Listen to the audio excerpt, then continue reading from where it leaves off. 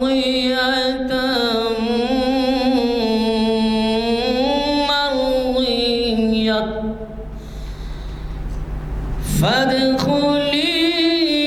فی عبادی وادخلی جنتی صدق اللہ العظیم۔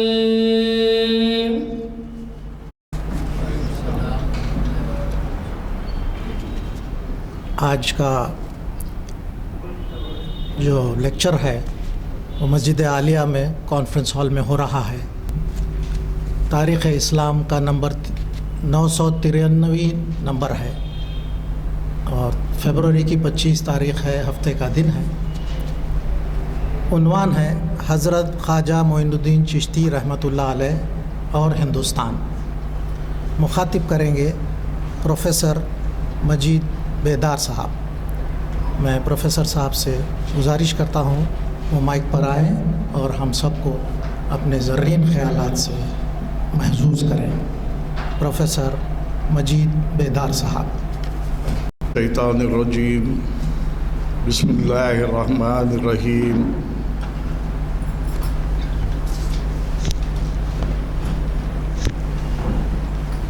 حاضرین کرام،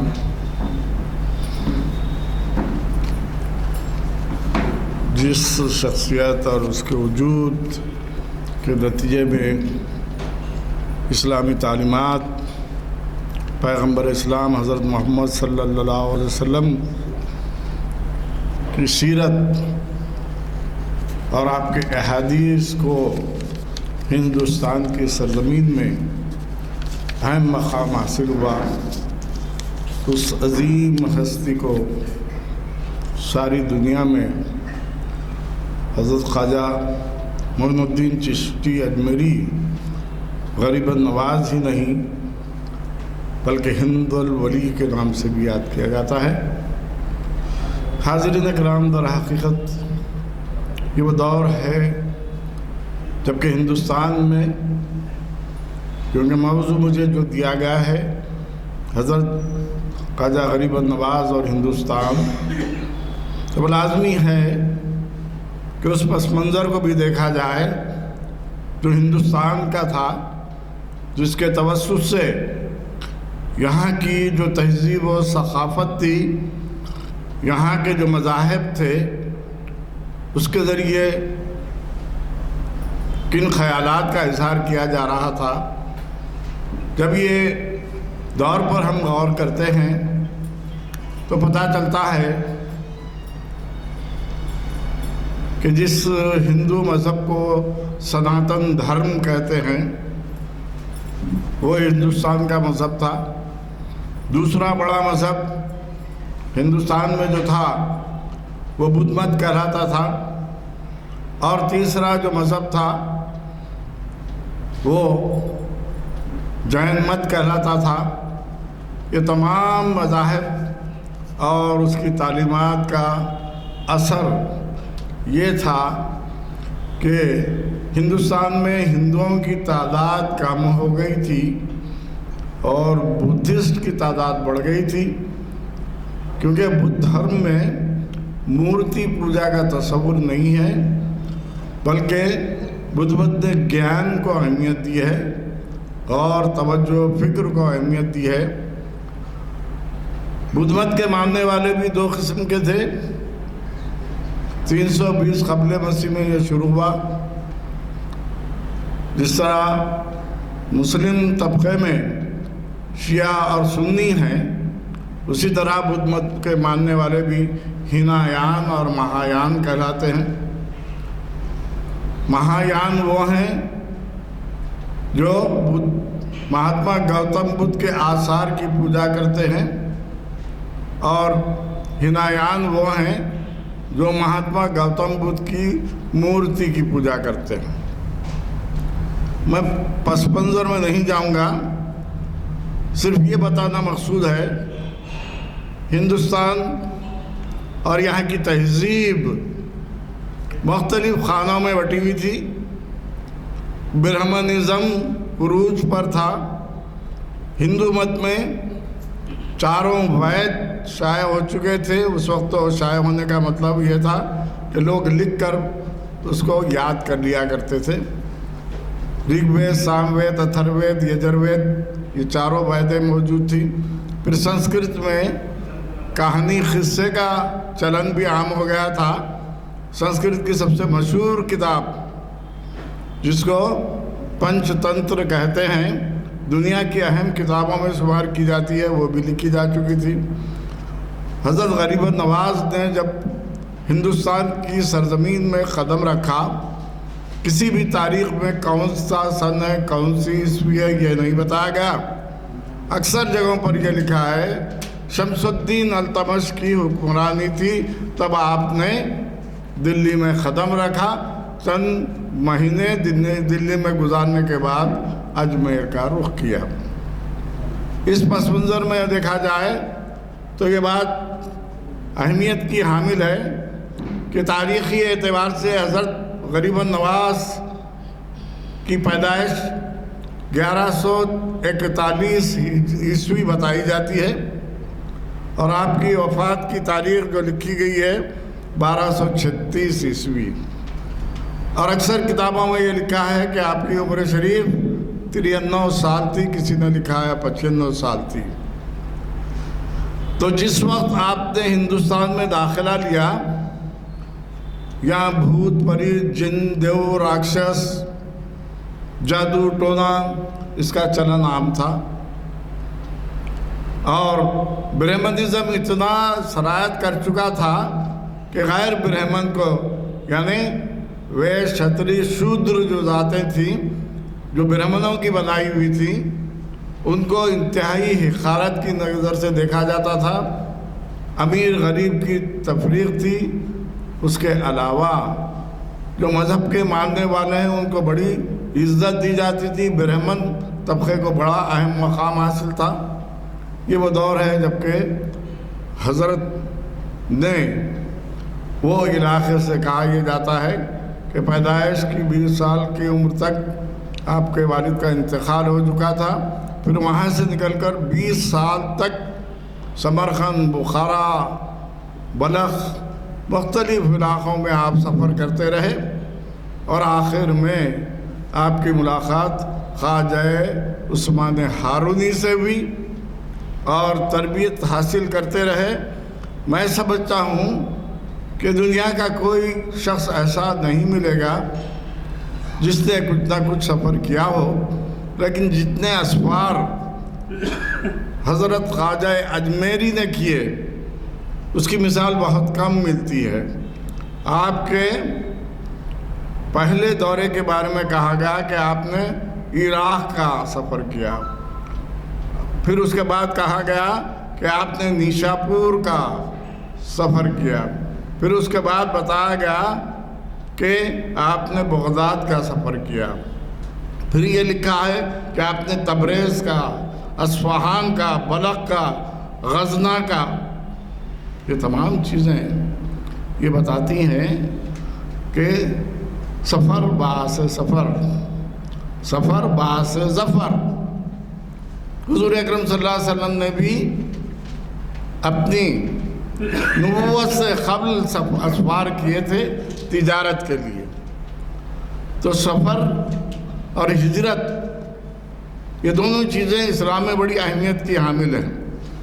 بہرحال کہا یہ جاتا ہے کہ 536 ہجری میں سجستان میں پیدا ہوئے اور یہ 1141 عیسوی تھی.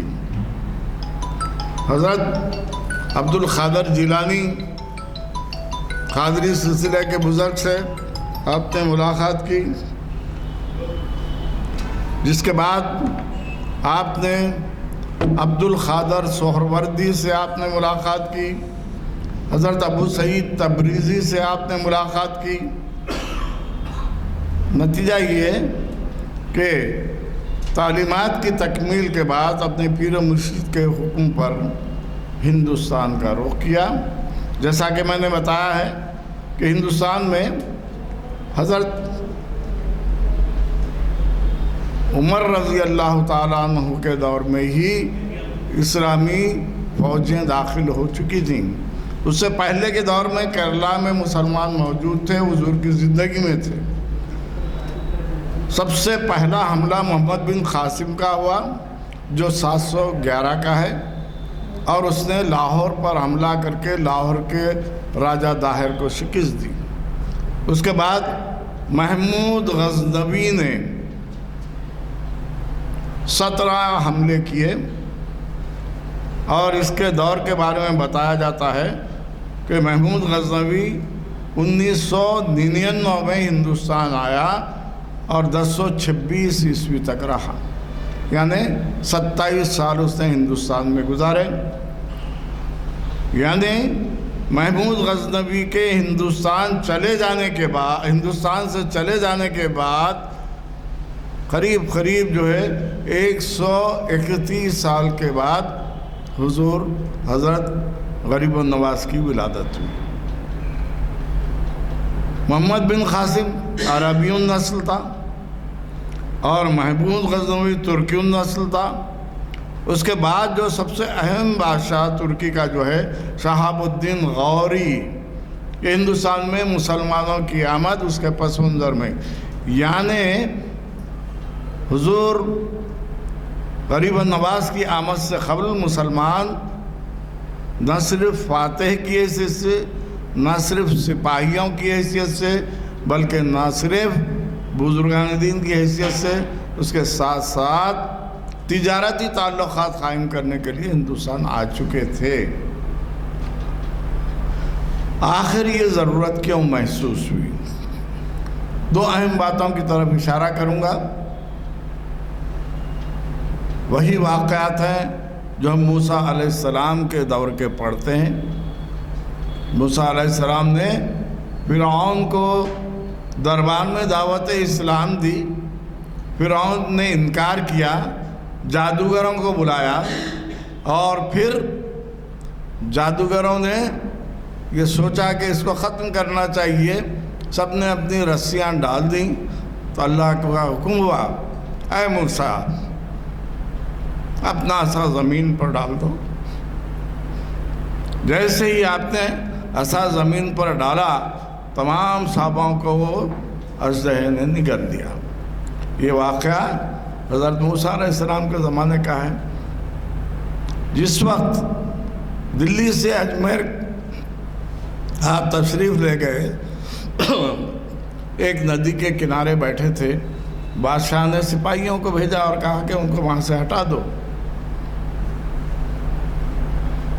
تو واقعات یہ بتائے جاتے ہیں، عقیدت کے پس منظر میں حقیقت اللہ جانے۔ تو وہاں سے سب لوگ پانی بھرا کرتے تھے، کہا کہ ان کو پانی کے پاس سے ہٹا دو۔ اب وہاں سے ہٹ گئے، دوسری جگہ جا کر بیٹھ گئے، پانی کو حکم دیا، پوری ندی خالی ہو گئی۔ سب لوگ آ کے پریشان، ہکا بکا، یہ کیا ہوگا؟ سمجھ میں آ گیا کہ کوئی بزرگ ہے، ان کے کرامت سے یہ ہو رہا ہے۔ پھر کہا گیا کہ آپ بادشاہ کی جو ہے نالائقی سے عوام کو کیوں تکلیف دے رہے ہیں؟ تو آپ نے اپنی کلیہ کہتے ہیں چھوٹی سی، اس میں جو پانی تھا اس کو اس پانی میں ڈال دیا، پھر پانی لبریز ہو گیا۔ لوگ متاثر ہوئے، آپ کے قریب آنے لگے۔ بادشاہ کو فکر ہوئی، سب اس کے قریب جا رہے ہیں، کہیں میری حکمرانہ بھی نہ ختم ہو جائے۔ تو کیا کرنا چاہیے؟ بدلہ لینا چاہیے۔ تاریخ کی کتابوں میں لکھا ہے، اس وقت راجستھان کا سب سے بڑا جادوگر جو تھا، کسی نے جے پال لکھا ہے نام، کسی نے اجے پال لکھا ہے، اس کو مدعو کیا گیا، بادشاہ کے دربار میں بلایا گیا۔ وہی واقعہ جس کا ذکر میں نے کیا کہ وہی تاریخ دہرائی جا رہی ہے جو موسیٰ علیہ السلام کے زمانے میں تھی۔ حضور غریب النواز در حقیقت روحانی رہنما تھے۔ آپ کا سلسلہ چشتیہ سلسلہ کہلاتا ہے۔ ہندوستان میں کئی سلاسل ہیں، نقشبندیہ بھی ہے، چشتیہ بھی ہے، قادریہ بھی ہے، سہروردیہ بھی ہے، ایسے کئی سلسلے ہیں۔ لیکن آپ کا جو مسلک تھا سنی حنفی المسلک، امام اعظم ابو حنیفہ نے احادیث سے جو نتائج اخذ کر کے تعلیمات قرآنی اور احادیث نبوی کو ثابت کیا تھا، اس مسلک کے آپ ماننے والے تھے۔ بہت سی کتابوں میں بہت سی باتیں ہیں۔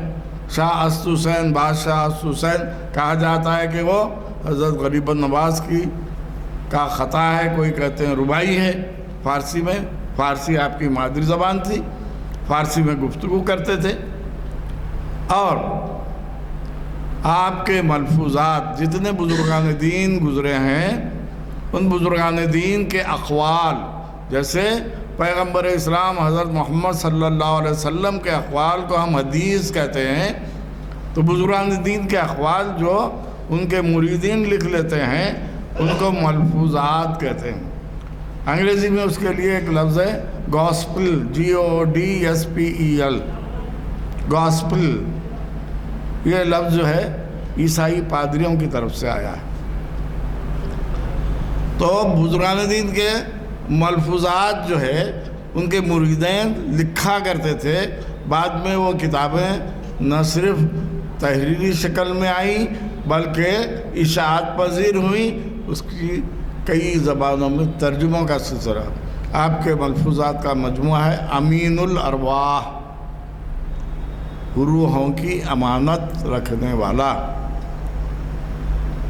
جتنے بھی بزرگان دین صوفیاء کرام ہیں ان کے ملفوظات موجود ہیں۔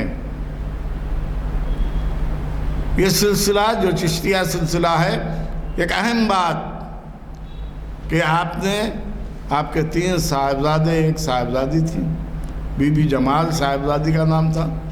آپ نے تینوں صاحبزادوں کو بھی اپنی وراثت نہیں دی، سجادگی نہیں دی۔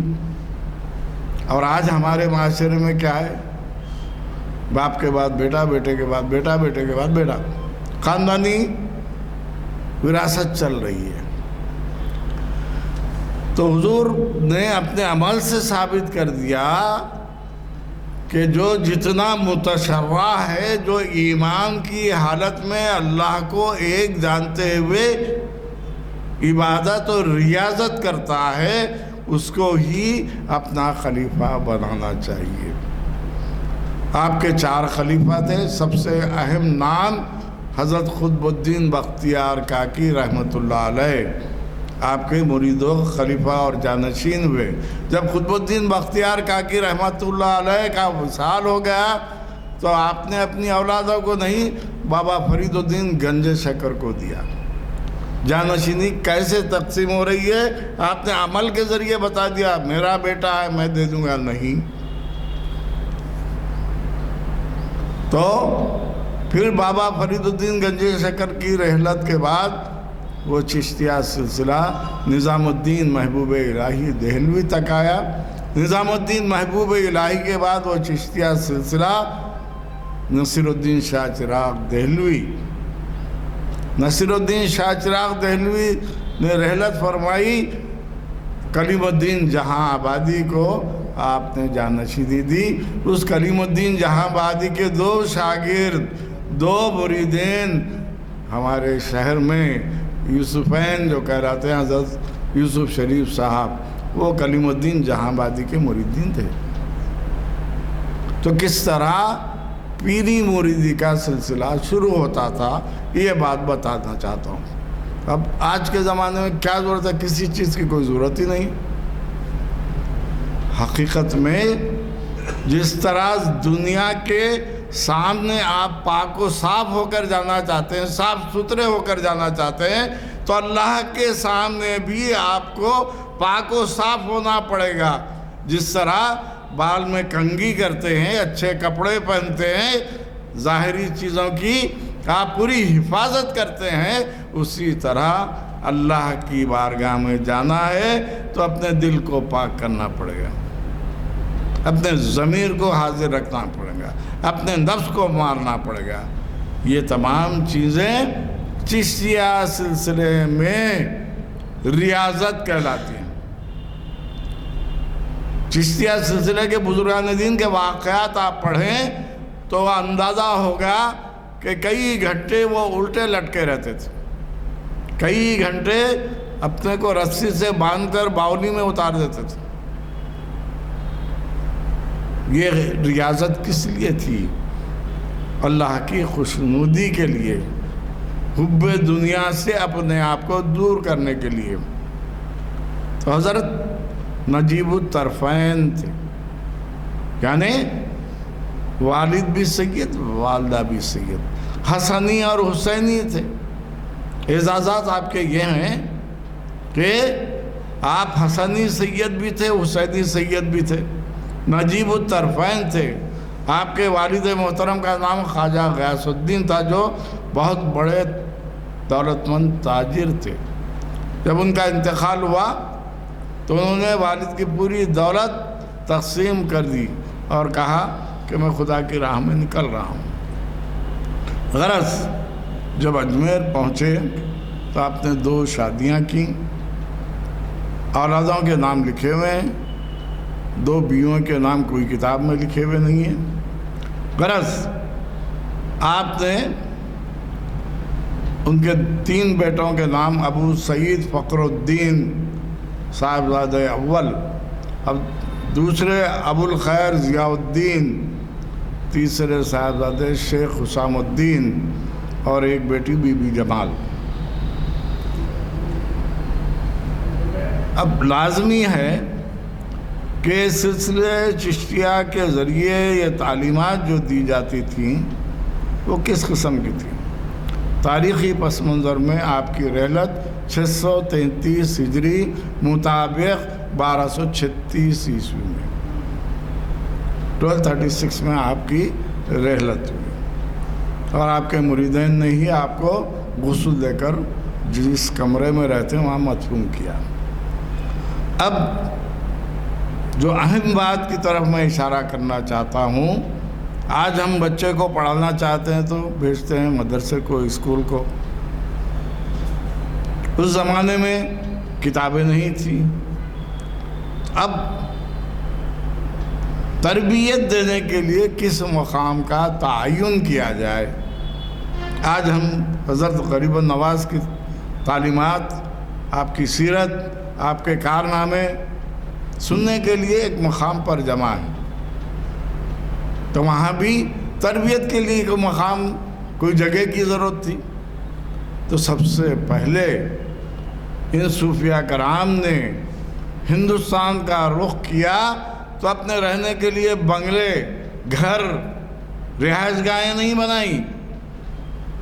जहाँ पहुँचते थे वहाँ एक मस्जिद तामीर होती थी, एक खानखाह तैयार होती थी। अब आप सवाल करेंगे मस्जिद होने के बाद खानखाह की क्या जरूरत? मस्जिद में सब काम हो सकता था। हो सकता है कि नहीं? बिल्कुल हो सकता। मगर देखिए, तदबीर सबसे अहम चीज़ है। हुजूर अकरम सल्लल्लाहु अलैहि वसल्लम ने फरमाया, मुसलमान की अक्ल फिरासत से डरो। मुसलमान अक्ल फिरासत का हामिल होता है, चाहे वो जाहिली क्यों ना हो। क्यों? कि वो ABCD ना पढ़े, अलिफ बे पे ते टे से ना पढ़े, आ ई ऊ ना पढ़े, लेकिन नाजरा कुरान पढ़ता है। उसकी बरकत से उसको अक्लो फिरासत दी जाती है। क्या अकबर आज़म पढ़ा लिखा था? अकबर को कोई पढ़ाया नहीं था।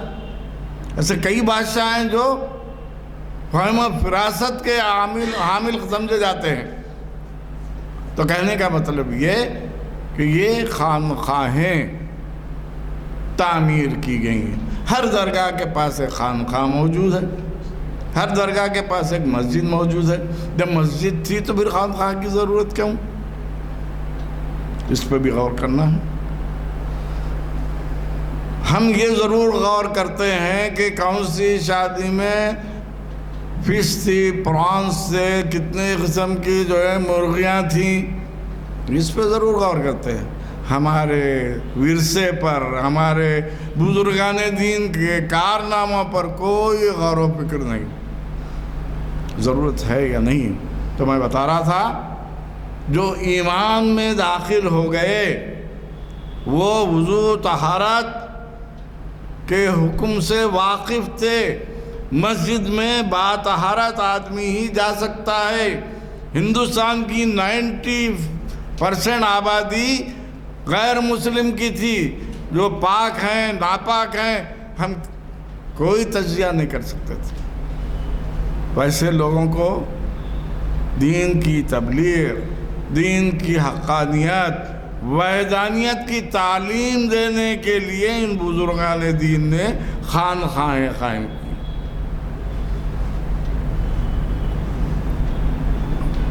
سب سے پہلی خانقاہ ہندوستان میں کون سی تھی؟ کون سا سیریل کتنے بجے کون سے سب ہم کو معلوم ہے، مگر ہماری تاریخ سے ہم نابلد. محمد بن قاسم نے جب لاہور پر حملہ کیا اور وہاں کے بادشاہ کو باجگزار بنا لیا، راجہ ظاہر نے قبول کر لیا، تو اس پر پابندی لگا دی گئی کہ آپ ہر سال اتنا ٹیکس ہم کو دے دینا. لازمی ہے کہ ویسے وقت جو مسلمان یہاں آ گئے تھے انہوں نے یہ سوچا کہ یہاں کی بہت بڑی تصوف کی سب سے اہم کتاب لاہور میں لکھی گئی، کشف المحجوب، علی حجویری کی کتاب فارسی میں سب سے پہلے لاہور میں، سب سے پہلے وہ لاہور میں لکھی گئی. ابن عربی کے بعد کوئی کتاب ہے تو وہ ہے تصوف. وہ ایران، عراق، بخارا، سمرقند میں نہیں لکھی گئی. تو یہ اعزاز حاصل ہے ہندوستان کو، کیونکہ یہاں صوفیہ کرام آئے تھے. تو یہ جس وقت جیسے میں نے آپ کو بتایا کہ محمد بن قاسم کے حملے 711 عیسوی میں کچھ بزرگان دین جو آئے انہوں نے سوچا کہ خانقاہ بنائی جائے. تو سب سے پہلی خانقاہ لاہور میں بنی 711 عیسوی میں، اور حضور 1141 عیسوی میں. اگر اس میں 20 سال ملا لیں تو لازمی ہے 1161. اس دوران کہاں کہاں کدھر کدھر کون کون سی خانقاہیں تھیں تاریخ میں کچھ. ہماری تاریخ، ہماری تحقیق، کون سا بادشاہ تھا، کون تھا، کیا تھا، کون شاعری کرتا تھا، کون افسانہ نگاری کرتا تھا، اس میں بہت آگے نکل گئے. تحقیق نہیں ہوتی تو اسی معاملے پہ ہونا چاہیے. آپ کو بتاؤں کہ جس دور میں حضرت خواجہ اجمیری اجمیر شریف پہنچے تھے، اس دور میں آج کا جو مڈراس کہلاتا ہے، جو تمل ناڈو کہلاتا تھا، وہاں خواجہ نتھرولی پہنچ چکے تھے. میں مثالیں دے رہا ہوں کہ ہمارا مذہب صرف خواجہ غریب نواز کی وجہ سے نہیں پھیلا. ہر علاقے میں صوفیہ کرام پہنچے ہیں، اپنی خانقاہیں قائم کیے ہیں، اور وہاں درس و تدریس کے ذریعے بندوں کی تربیت کیے ہیں. آج ہمارے پاس سب کچھ ہے مگر تربیت ہی نہیں ہے. قرآن شریف پڑھ لیتے ہیں، ناظرہ پڑھ لیتے ہیں، یسرن اللہ قرآن پڑھ لیتے ہیں، سب پڑھ لیتے ہیں، قرآن بھی پڑھ لیتے ہیں، مفہوم معنی سے نابلد. تو یہ لوگ تربیت دیتے تھے، رکوع کیسے کرنا چاہیے، سجدہ کیسا کرنا چاہیے. یہاں کے جو لوگ تھے شمالی ہند میں جتنے تھے آریائی زبانیں تھیں، جنوبی ہند میں جتنے تھے دراوڑی زبانیں تھیں. آریائی زبانیں، دراوڑی زبانیں کیا سیکھ سکتے تھے؟ ان کی زبان یا تو مادری زبان عربی تھی، یا فارسی تھی، یا ترکی تھی. تو انہوں نے کیا کیا؟ انہوں نے یہ کیا کہ اپنی مادری زبانوں میں مقامی زبانوں کے الفاظ ملا کر بولنا شروع کیا. آپ کو معلوم ہے اکبر اعظم کے زمانے کا ایک شاعر فارسی میں کلام لکھتا تھا. اس کی غزلیں ملی ہیں اردو میں. اس کا نام تھا چندر بھان برہمن. برہمن تخلص کرتا تھا. اس کی غزل ہے اردو میں. وہ فارسی سیکھا تھا. فارسی میں بادشاہ کے جو اسفار ہوتے تھے وہ نقل کرتا تھا, لیکن اس نے اردو میں شاعری کی. کیوں کی بھی؟ حضرت امیر خسرو جو حضرت محبوب الہی کے مرید و خلیفہ, انہوں نے عربی فارسی کے بجائے وہ زبان استعمال کی جو یہاں کی ملی جلی زبان تھی. کیا ضرورت تھی بھائی؟ اب ہمارے پاس تو حال یہ ہے کہ تیلگو پڑھ رہا, کیا دھڑی زبان پڑھ رہا. ہر زبان کو ہم برا سمجھتے ہیں. کیا وہ اللہ تعالیٰ کی ودیت کردہ نہیں ہے؟ تو کہنے کا مطلب یہ ہے کہ ہمارے بزرگان دین اتنے جو ہے وسیع القلب اور بندوں کو خدا سے قریب کرنے کا جذبہ رکھتے تھے کہ انہوں نے نہیں کہا ہم آ گئے, ہماری فارسی سیکھو, ہماری عربی سیکھو. نہیں, آپ انیس الارواح دیکھیں گے, اس کے بعد بختیار کاکی کے ملفوظات دیکھیں گے, بابا فرید الدین گنج شکر کے ملفوظات دیکھیں گے. فارسی کے ساتھ وہ الفاظ بھی ہیں جو آج ہماری اردو کے ہیں. اس وقت اردو نہیں بنی تھی. آپ مطالعہ کریں تو ہمارے مذہب کے اثرات کہاں تک ہیں. گرو گرنتھ صاحب پڑھیے. گرو گرنتھ صاحب میں بابا فرید الدین گنج شکر کے ملفوظات موجود ہیں.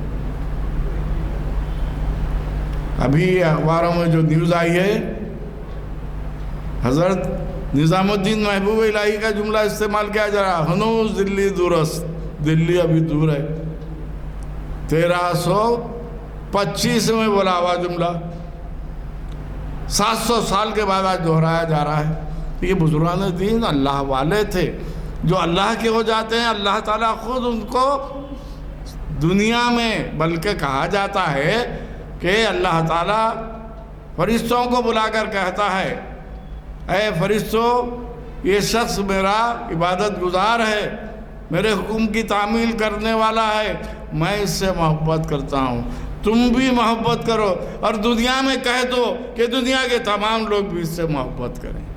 یہ خدا کے نیک بندے, اللہ والے, جو اپنے عمل سے, اپنی فکر سے, اپنے رویے سے اللہ کی وحدانیت کا ثبوت دیتے ہیں. تو میں بتا رہا تھا شمس الدین التمش سے پہلے بھی بہت سے, اس کو ہم خاندان غلامان کہتے ہیں, جس کی مشہور شہزادی رضیہ سلطان ہے.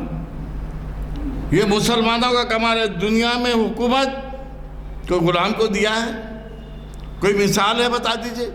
امریکہ میں, لندن میں, فرانس میں, جرمنی میں, سوئٹزرلینڈ میں.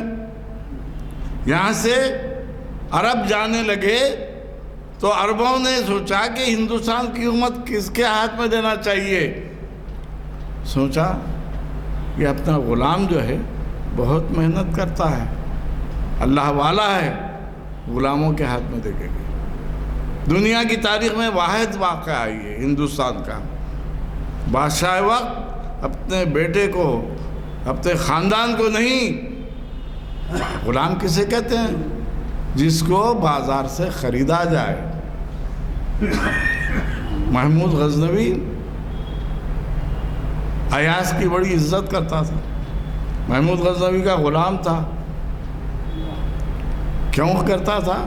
کئی لوگوں نے پوچھا, بادشاہ سلامت, ہم وزیر ہیں, ہم آپ کے مشاورت میں شامل ہیں, آپ ہماری عزت نہیں کرتے, وہ معمولی غلام کی عزت کرتے ہیں. تو کہا وقت آنے پر بتا دیں گے. بہرحال کہا یہ جاتا ہے کہ دانش مندی, دانشوری, ہر چیز کو عمل میں لانے کا جذبہ یہ غلاموں میں, یہ صوفیہ کرام نے ودیت کر دیا تھا. کوئی بادشاہ نے نہیں کیا. حضور بھی داخل اجمیر میں تشریف لائے. ایک صاحب نے مقدمہ ٹھوک دیا کہ ان کی جالیوں پر جو ہے, جو نشان ہے, وہ ہندو مذہب کا ہے کہ ہماری مندر تھی. اب جو چاہے بول لیجیے، جو چاہے بول لیجیے. ایک صاحب نے مقدمہ ٹھوک دیا ہے کہ ختنہ جائز نہیں ہے، 9 مولود پر ظلم کیا جا رہا ہے، وہ روکا جائے. ہم کیا کر رہے ہیں؟ ہم بزرگان دین کی تعلیمات کو بھی پڑھنے تیار نہیں ہیں، تو ہم کیا کر سکیں گے؟ ایک صاحب سے پوچھا گیا، بھائی آپ جنگل میں جا رہے ہیں، فرض کیجئے کہ شیر آ گیا تو آپ کیا کریں گے؟ تو کہنے لگے میرے کو کیا کرنا، جو کچھ کرے گا شیر ہی کرے گا وہ. تو ہم ویسی قوم بن گئے ہیں. کیوں بنے ہیں؟ یہ بزرگان دین کی تعلیمات سے دور ہیں، ان کے ملفوظات سے دور ہیں. ان کے ملفوظات پڑھیں تو آپ کو معلوم ہوگا کہ خدا سے قریب ہونے کے کیا کیا طریقے حضرت نے اپنے امین الارواح میں لکھے. آج سے 120 سال پہلے فارسی میں کتاب لکھی تھی معین الاولیاء، آپ کو پتہ ہے؟ اس فارسی زبان کا ترجمہ حیدرآباد میں ہوا.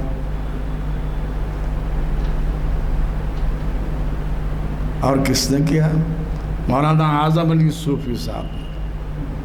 مولانا اعظم علی صوفی پورے ہندوستان میں اس دور کی زبان کو آج کی زبان میں منتقل کرنے والا کوئی نہیں ملا تو حیدرآباد سے ملا، وہ بھی مولانا اعظم علی صوفی صاحب جو بینک کے ملازم تھے. تو کس میں کیا صلاحیت اللہ تعالیٰ دیتا ہے جان نہیں سکتے. کب جانتے ہیں؟ جب خدا کی قربت ہو اور خدا سے رغبت ہو اور خدا سے لو لگانے کا جذبہ ہو. خدا سے لو لگانے والے ایک بندوں میں سے حضرت خواجہ اجمیری تھے، اور انہوں نے ہندوستان میں اپنی روحانی تعلیمات کے ذریعے وہ سور پھونکا ہے کہ جس کے نتیجے میں آج ہم بھی بیٹھے ہوئے ہیں. اللہ تعالیٰ ایسے بندوں کو پیدا کرے، ایسے اللہ والوں کو ہمارے درمیان لائے تاکہ ہماری قوم میں عمل کا جذبہ، ریاضت کا جذبہ، خدا سے قریب ہونے کا جذبہ جاری و ساری رہے. وآخر الدعوانا ان الحمدللہ. ہمارا اگلا لیکچر ہے پیر کے دن 27 فروری کو رہے گا. ڈاکٹر محمد متین قادری صاحب مخاطب کریں گے، اور چھٹواں لیکچر ہمارا 1 مارچ کو ہوگا. ڈاکٹر رؤوف خیر صاحب مخاطب کریں گے. بعد نماز عصر سے مغرب تک ہوگا. دعا کی گزارش ہے. اللہم صلی علی سیدنا مولانا محمد وعلی آل محمد وبارک وسلم. ربنا آتنا فی الدنیا حسنۃ وفی الآخرۃ حسنۃ وقنا عذاب النار. اللہم احفظنا من کل بلاء الدنیا وعذاب الآخرہ. اللہم انک عفو وتحب العفو فاعف عنا یا کریم. رب اجعلنی مقیم الصلاۃ ومن ذریتی ربنا وتقبل دعاء. ربنا اغفر لی ولوالدی وللمؤمنین یوم یقوم الحساب. بفضل سبحان ربک رب العزت عما یصفون وسلام علی المرسلین والحمد للہ رب العالمین.